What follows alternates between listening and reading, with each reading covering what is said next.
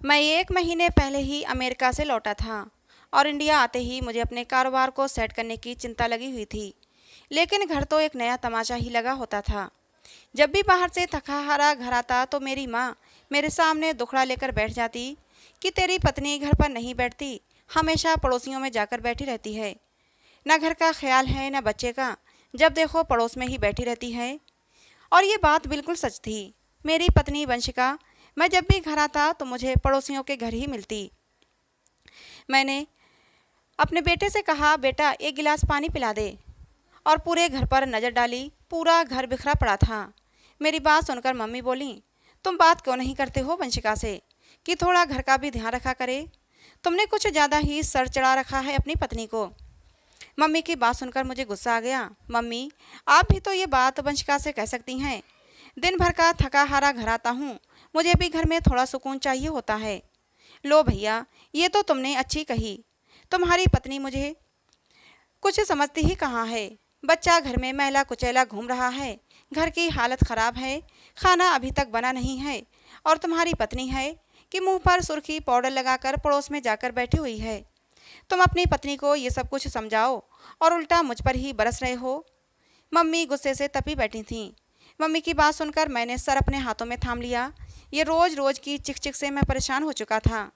तभी वंशिका घर में दाखिल हुई, हंसती मुस्कुराती, सुंदर सा सूट पहने हुए, हल्का मेकअप किए हुए। वंशिका को देखकर मम्मी फिर से शुरू हो गईं। लो देख लो खुद ही अपनी आंखों से, घर की हालत देखो और अपनी पत्नी को देखो। घर में पैर नहीं रखा जाता और महारानी ऐसे तैयार होकर आ रही हैं जैसे किसी शादी में जाना हो। देखना, एक दिन गुल न खिलाए तो कहना। वंशिका के हाथ में एक बड़ा सा बाउल था।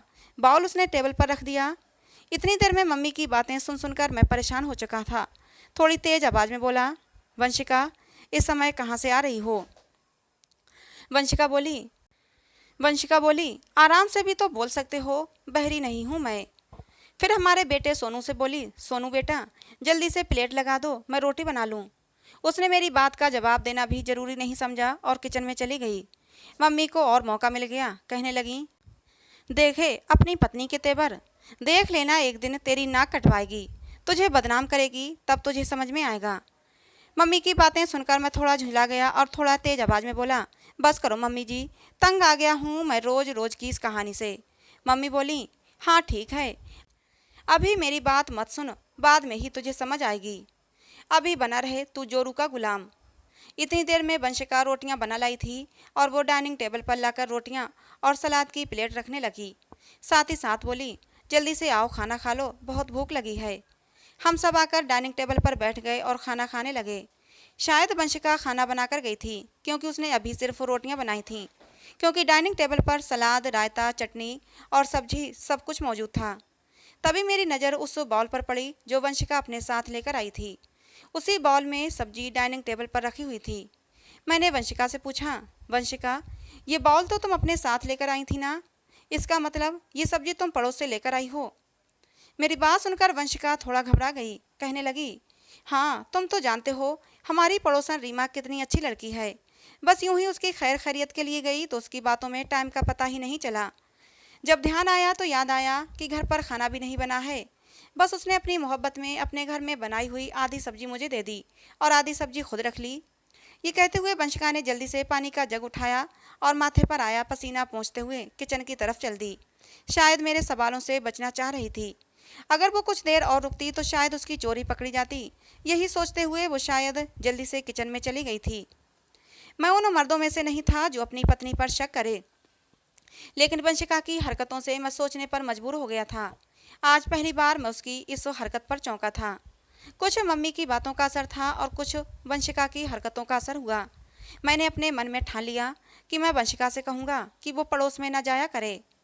और रात को जब मैंने यही बात वंशिका से कही तो वो एकदम गुस्से से बोली, खुद तो 5 साल बाद परदेश में गुजार कर आए हो, शादी के कुछ ही महीने बाद मुझे अकेला छोड़कर चले गए थे।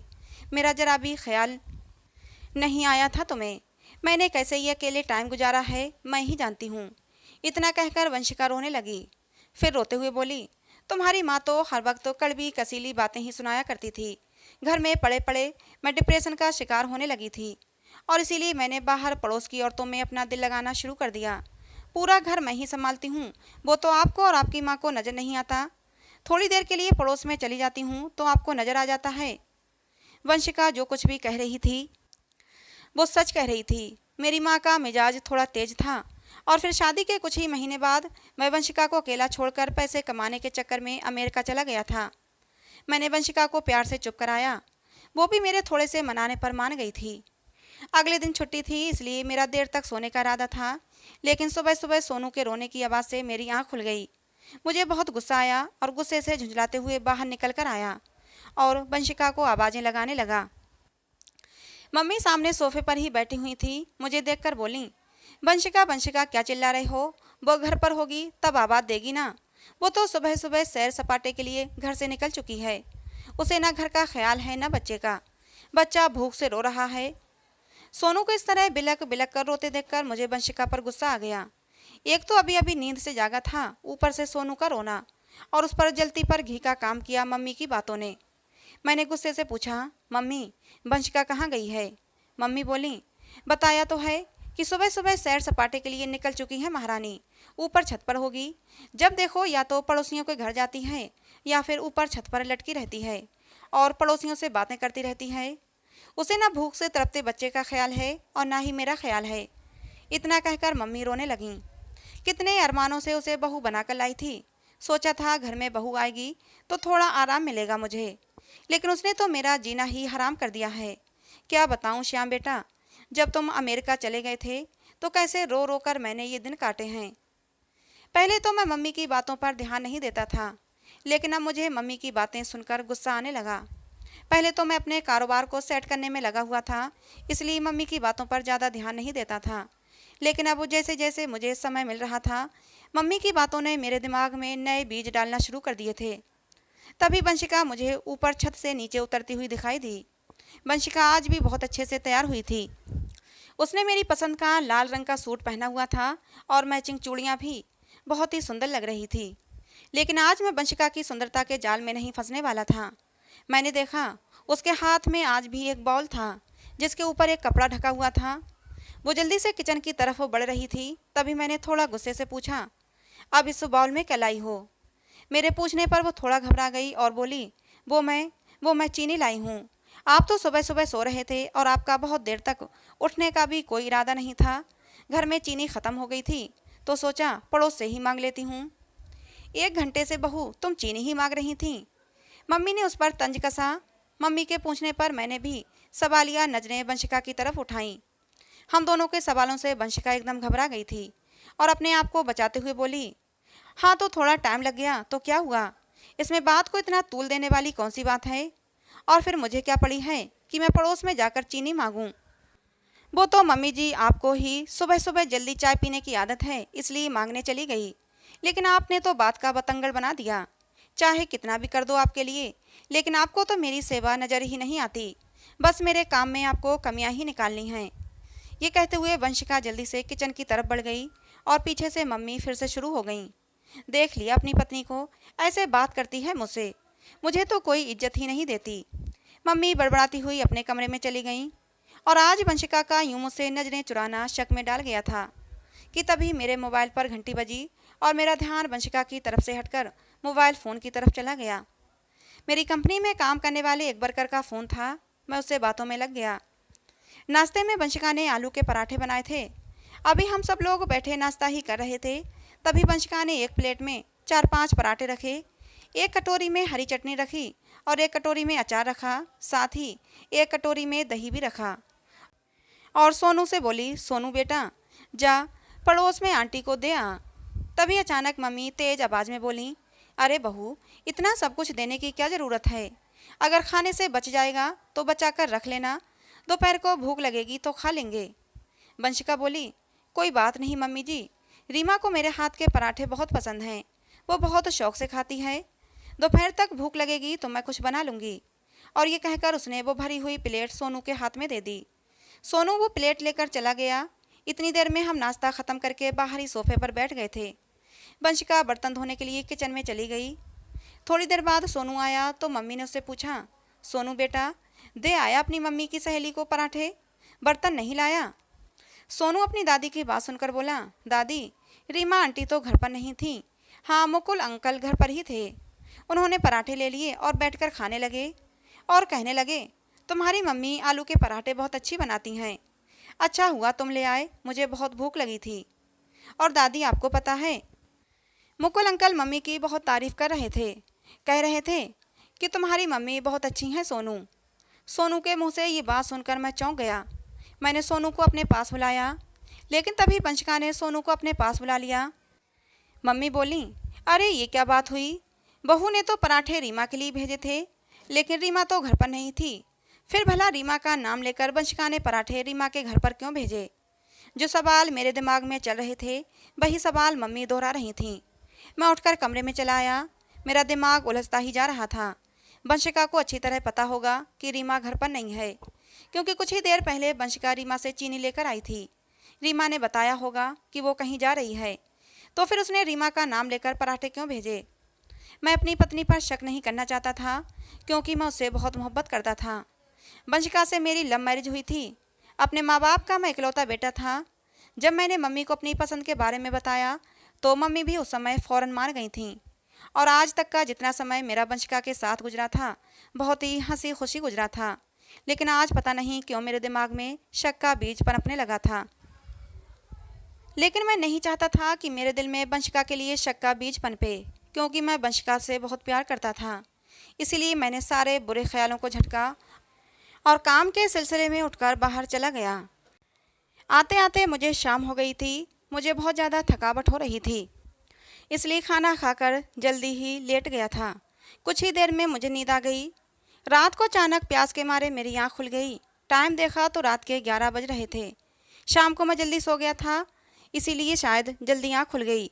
पानी पीने के लिए शायद टेबल पर देखा तो वहाँ जग नहीं था।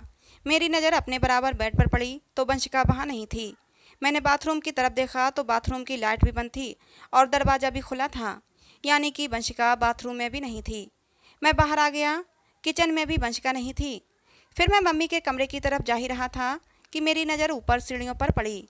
सीढ़ियों का दरवाज़ा खुला हुआ था और वहाँ की लाइट भी जल रही थी। इसका मतलब वंशिका ऊपर छत पर थी। इस समय वंशिका छत पर क्या कर रही थी, ये जानने के लिए मैं ऊपर छत पर चढ़ गया। वंशिका ऊपर छत की दीवार से लटकी बराबर वाली छत पर किसी से बातें कर रही थी। मेरी आहट पाकर वंशिका जल्दी से संभल कर सीधी हो गई और मैंने महसूस किया कि जैसे कोई बराबर वाली छत से भागता हुआ नीचे उतर गया। मैंने बराबर वाली छत पर जाकर देखा तो वहाँ कोई नहीं था। हालांकि मैंने अपने कानों से सुना था, 2 लोगों के बातें करने की आवाज़ें आ रही थीं।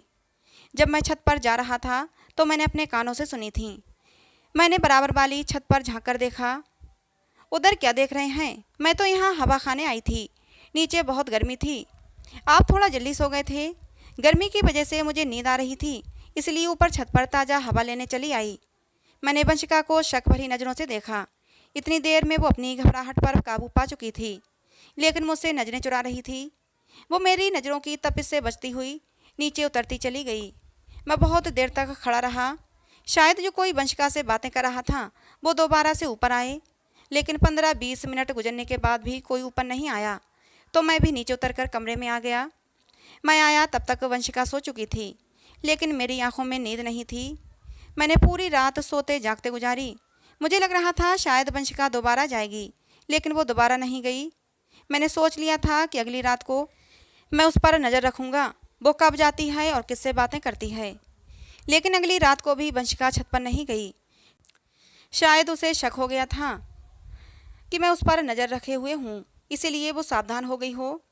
अगले दिन जब मैं काम से लौटा तो मैंने मुकुल को अपने घर के दरवाजे पर पाया। मुकुल को देखकर मुझे गुस्सा आ गया। मेरा मूड ख़राब हो चुका था। मैंने पास आकर कहा, तुम यहाँ क्या कर रहे हो?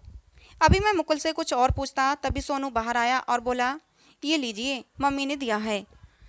सोनू ने हाथ में पकड़ा बाउल, जिससे उठती खुशबू से मैं पहचान गया था कि उसमें बिरयानी है।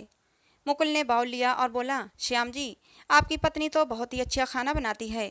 दिल खुश हो जाता है आपकी पत्नी के हाथ का खाना खाकर।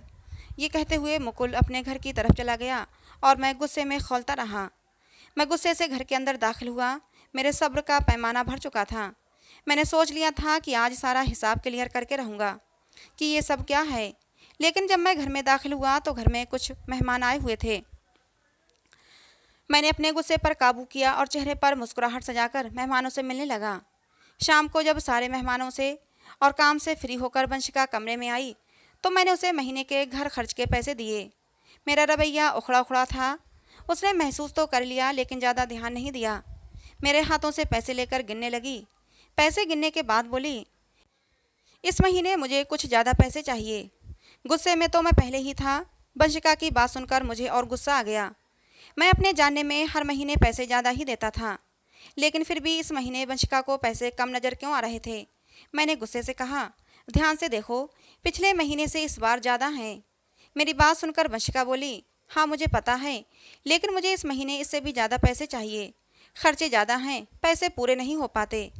मैंने बिना कुछ कहे चुपचाप वंशिका की तरफ कुछ और पैसे बढ़ा दिए।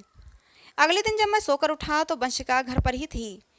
आजकल उसे शायद शक हो गया था, इसलिए वो कम ही बाहर जाया करती थी। शाम को जब मैं ऑफिस से घर आया तभी मम्मी मेरे कमरे में आईं। कहने लगी, श्याम बेटा, तूने वंशिका को कुछ पैसे दिए हैं? मैंने कहा, हाँ मम्मी, रात को ही दिए थे, घर खर्च के लिए। क्यों, क्या हो गया? आप ऐसे क्यों पूछ रही हैं? मम्मी बोली, अरे गीता है ना, हमारी पड़ोसन, आज मुझसे मिलने आई थी। कहने लगी, लगता है आजकल तुम्हारे बेटे का बिजनेस खूब चल रहा है। मैंने उससे पूछा कि ऐसे क्यों कह रही हो? तो वो कहने लगी कि तुम्हारी बहू वंशिका आजकल बहुत पैसे लुटाती है। जब मैंने उससे पूछा कहाँ पैसे लुटाती है तो कहने लगी कि मैं आज रीमा के घर गई थी, थोड़ी ही देर में तुम्हारी बहू भी आ गई। मैंने उसके हाथ में बहुत सारे पैसे देखे थे। वंशिका ने मुझसे छुपाते हुए वो सारे पैसे रीमा को दे दिए, लेकिन मेरी तेज नज़रों ने सब कुछ देख लिया था। तो बेटा श्याम, बस इसीलिए पूछ रही थी, आखिर वंशिका को क्या पड़ी है जो तेरी मेहनत की कमाई इस तरह बर्बाद कर रही है? मुझे तो वंशिका के लक्षण अच्छे नहीं लगते। मम्मी की बातों ने मेरे शरीर में आग लगा दी। शक का बीज तो पहले ही पनप चुका था और अब तो शक विश्वास में बदलने लगा था। मुझे पता था कि वंशिका घर खर्च के पैसे कहाँ रखती है। मैंने जल्दी से वंशिका का पर्स निकाला, पैसे गिने तो उसमें पूरे 5,000 रुपये कम थे। गुस्से में मैं सीधा पर्स लेकर किचन में वंशिका के पास जा पहुंचा और गुस्से से चीखकर बोला, इसमें से 5,000 रुपये कहाँ गए? मेरे गुस्से से चीखने पर वंशिका बहुत ज़्यादा डर गई थी, यहाँ तक कि उसकी आंखों में आंसू आ गए। वो हकलाते हुए बोली, श्याम, आप मुझसे ऐसी बातें क्यों कर रहे हैं? ऐसी बात ना करूं तो कैसे करूं? रात को ही मैंने तुम्हें पैसे दिए थे, इतनी जल्दी 5,000 कहाँ खर्च हो गए? आजकल मुझे तुम्हारा व्यवहार शक में डाले हुए है। कल रात को भी मैंने तुम्हें किसी से बातें करते हुए सुना था, लेकिन तुमने मुझसे झूठ बोला कि तुम किसी से बात नहीं कर रही थीं। बताओ, तुम मुझे धोखा क्यों दे रही हो? मैं दहाड़ कर बोला था। आज मेरे गुस्से की कोई सीमा नहीं थी। मेरे गुस्से को देखकर वंशिका बहुत ज़्यादा डर गई थी, लेकिन फिर थोड़ा अपने आप को संभालती हुई बोली, आपको सच्चाई जानना है तो चलिए मेरे साथ। मेरे हाथ में उसने एक बर्तन दिया और मेरा हाथ पकड़कर मुझे एक टूटे फूटे से मकान के सामने ले आई। ये मकान मुकुल और रीमा का था। वंशिका ने टूटे हुए दरवाजे की कुंडी खोली और हम दोनों अंदर दाखिल हो गए। घर की हालत बहुत ही ज़्यादा ख़राब हो रही थी। घर के एक एक सामान से गरीबी टपक रही थी। सामने आंगन में 2 बच्चे खेल रहे थे, जिनके हाथों में खिलौनों की जगह पत्थर थे। उन बच्चों ने जो कपड़े पहन रखे थे उन्हें मैं फ़ौरन पहचान गया। वो मेरे बेटे सोनू के कपड़े थे। जैसे ही उन बच्चों ने मेरे हाथ में प्लेट देखी, जल्दी से वो प्लेट ली और उसमें रखा खाना खाने लगे। ऐसे जल्दी जल्दी खाना खा रहे थे जैसे कब के भूखे थे। मैं हैरत से मुंह खोले उन बच्चों को खाना खाते हुए देख रहा था। तभी मुझे वंशिका की आवाज़ सुनाई दी, श्याम, अगर इन बच्चों की जगह हमारा बेटा सोनू होता तो? वंशिका की बात ने मुझे अंदर तक हिला दिया था। अंदर कमरे से रीमा निकल कर आई। बहुत ज़्यादा कमज़ोर हो चुकी थी। बहुत पहले मैंने जब उसे देखा था तो अच्छी भली सेहतमंद थी, लेकिन अब तो उसके चेहरे पर पीलापन छाया हुआ था। रीमा कमज़ोर सी आवाज़ में बोली, अरे वंशिका और श्याम भाई, आप भी आइए, बैठिए। उसने 2 टूटी हुई कुर्सियों की तरफ इशारा किया और ख़ुद भी एक टूटी हुई चारपाई पर बैठ गई। मैं और वंशिका टूटी हुई कुर्सियों पर बैठ गए। रीमा फिर बोली, अरे श्याम भाई, आज आप यहाँ का रास्ता कैसे भूल गए? वंशिका तो रोज़ आती रहती है मेरी खैर खबर के लिए। बहुत ही अच्छी है वंशिका, भगवान ऐसा पड़ोसी सबको दे। जब से मुकुल के कारोबार में घाटा लगा है तब से हमारे भूखे रहने की नौबत आ गई है। पुराना घर छूट गया और इस टूटे फूटे मकान में आ गए। इतना ज़्यादा कर्जा हो गया था कि सब कुछ बेच बाच कर कर्जा चुकाना पड़ा। खुद तो भूखे पेट सो जाते हैं, लेकिन बच्चों का भूख से तड़पना नहीं देखा जाता। लेकिन ऐसे में वंशिका ने हमारी बहुत मदद की, और जो भी मदद की लोगों से छुप कर की, ताकि हमारी इज्जत रह जाए। मेरे ही बर्तनों में अपने घर से खाना लाकर दे जाती है। कभी चीनी, मिर्च, मसाले मुझसे मांगने के बहाने आती है, और इसी बहाने चीनी, पत्ती, मसाले मुझे दे जाती है, जिससे कि मेरे घर का खर्चा चलता रहता है। मैं आप लोगों की बहुत एहसानमंद हूँ। आप लोगों ने मेरी जितनी मदद की है, भगवान आपकी भी उतनी ही मदद करेगा। अगर वंशिका हमारी इतनी मदद नहीं करती तो पता नहीं मेरे बच्चों का क्या हाल हो गया होता। आज ही सुबह वंशिका मुझे कुछ पैसे देकर गई थी, क्योंकि मेरे घर का राशन ख़त्म हो गया था। कहने लगी, रीमा दीदी, पैसे मुझसे ले लो, लेकिन बच्चों को भूखा मत रखना। घर में तो मैं ऐसा ही रूखा सूखा खाना बनाती हूँ, लेकिन वंशिका जब अपने घर में कोई अच्छी चीज़ बनाती है तो मेरे बच्चों को ज़रूर देती है। उस दिन भी उसने आलू के पराठे भेजे थे। मुकुल को पराठे बहुत पसंद आए थे। सच में श्याम भाई, आपकी पत्नी हीरा है। मेरे बच्चों के दिल से और मेरे दिल से निकली दुआएं आपको ज़रूर लगेंगी। रीमा की बातें सुनकर मेरा सिर शर्मिंदगी से झुक गया। मैं क्या समझा था और कहानी क्या निकली। मैंने अपनी ही पत्नी पर शक किया, उस पत्नी पर जो देवी समान थी। मैं खुद को बहुत ही गिरा हुआ इंसान महसूस कर रहा था। वंशिका और मैं घर वापस आ गए थे। मैं शर्मिंदगी की वजह से वंशिका से नज़रें भी नहीं मिला पा रहा था। वंशिका बोली, श्याम, मैं ये सब कुछ किसी को बताना नहीं चाहती थी, क्योंकि मैं उन लोगों का भरम नहीं तोड़ना चाहती थी। श्याम, मेरा दिल बहुत दुखता है। हम तो अच्छा अच्छा खाएं, हमारे बच्चे भी अच्छे से अच्छा खाएं, लेकिन पड़ोस में बच्चे भूख से तड़पते रहें, और हम अपना फ्रिज भर भर के रखें अगले दिन तक के लिए। श्याम, क्यों नहीं हम कुछ थोड़ा सा ज़्यादा पकाकर ज़रूरतमंदों के लिए नहीं निकाल सकते? क्यों नहीं हम अपनी ज़रूरतों को कम करके किसी दूसरे के घर का चूल्हा जला सकते? वंशिका की बातों ने मेरे अंदर हलचल मचा दी थी। सही कह रही थी वो। क्यों हम अपनी खुशियों में इतना मगन हो जाते हैं कि किसी दूसरे के सूखे हुए आंसू हमें दिखाई नहीं देते? क्यों किसी पराये बच्चे की भूख हमें महसूस नहीं होती? क्यों हम अपना ही पेट भरने में लगे रहते हैं? मैंने वंशिका से पूछा, लेकिन वंशिका, तुम ये सब कुछ छुप कर क्यों कर रही थीं? मुझे भी तो बता सकती थीं। वंशिका ने कहा, मैंने मम्मी जी की वजह से आपको नहीं बताया। अगर मैं बता देती तो मम्मी जी मुझे ये बिल्कुल भी नहीं करने देती, और अगर आपको बता देती तो आपकी आदत मैं अच्छी तरह से जानती हूँ। आप ज़रूर मम्मी जी के सामने इस बात को छेड़ देते। इसीलिए मैंने ये बात अपने तक ही सीमित रखी थी। उस रात भी मैं बचा हुआ खाना देने छत पर गई थी। जब सीढ़ियों पर आहट हुई तो रीमा जल्दी से नीचे उतर गई थी, क्योंकि उसे लगा कि मम्मी जी आ रही हैं। आज मुझे वंशिका पर गर्व महसूस हो रहा था। मैंने उसे प्यार से देखा और उसके हाथों को चूम लिया। वंशिका, मुझे माफ़ कर दो जो मैंने तुम जैसी औरत पर शक किया। वंशिका मुस्कुराते हुए बोली, नहीं श्याम, इसमें आपकी कोई गलती नहीं, आप माफ़ी ना मांगें। मैंने कहा, नहीं वंशिका, अब इस काम में तुम अकेली नहीं हो, मैं भी तुम्हारा साथ दूंगा, और मम्मी जी भी इस काम में हमारा साथ देंगी। हमें उनकी सोच बदलना होगी। मैंने मुकुल को एक दुकान का इंतजाम करवा दिया। वो दुकान पर बैठने लगा। अब उसके घर में रोज़ चूल्हा जलता है। मेरे कारोबार में भी दिन दूनी रात चौगुनी तरक्की हो रही थी, क्योंकि ये सब उन लोगों की दुआओं का ही नतीजा था। दोस्तों, गरीबों की मदद ज़रूर किया करें। गरीबों से चाहे बदले में आपको कुछ ना मिले, लेकिन उनसे आपको दुआओं का कीमती खजाना ज़रूर मिलेगा। तो दोस्तों, आज की हमारी ये कहानी आपको कैसी लगी? कमेंट बॉक्स में ज़रूर बताना। कहानी पसंद आई हो तो प्लीज़ लाइक करना। ऐसे ही और कहानियों के लिए हमारे चैनल को सब्सक्राइब करना। कहानी को अंत तक सुनने के लिए आप लोगों का बहुत बहुत धन्यवाद दोस्तों। मिलते हैं अगली किसी नई कहानी में।